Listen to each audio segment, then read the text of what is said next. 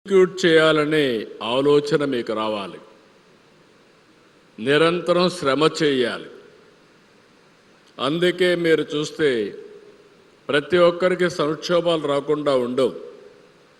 ఏ సంక్షోభం వచ్చినా, ఏ కష్టాలు వచ్చినా ధైర్యంగా ఎదుర్కోవడమే కాకుండా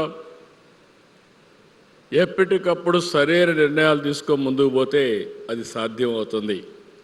అందుకే ఈరోజు నేను 9వసారి ఎమ్మెల్యేగా అయ్యాను. అంటే 45 సంవత్సరాలు.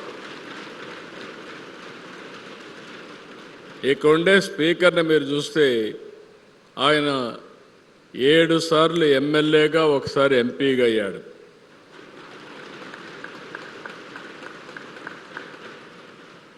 ఇంకొక పక్క నేను 30 సంవత్సరాల్లో మంత్రి అయ్యాను. 45 సంవత్సరాల్లో ముఖ్యమంత్రి అయ్యా. 4వసారి ముఖ్యమంత్రిగా పనిచేస్తున్నా. అంటే ఎందుకు మీకు ఈ విషయం చెప్తున్నానంటే, అతి చిన్న వయసులో నేను ఎమ్మెల్యే అయ్యాను.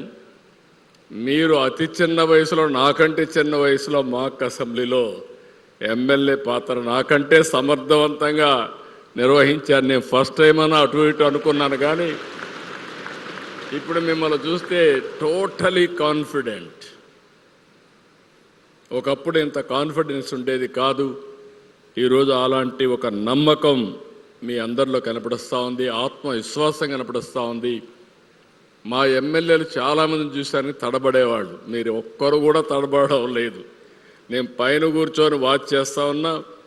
నేను అదే పనిగా అందరినీ చూశాను. Wonderful performance. మీ కాన్ఫిడెన్స్కి మరొక్కసారి అభినందిస్తున్నా. మామూలు కాన్ఫిడెన్స్ కాదు ఇది.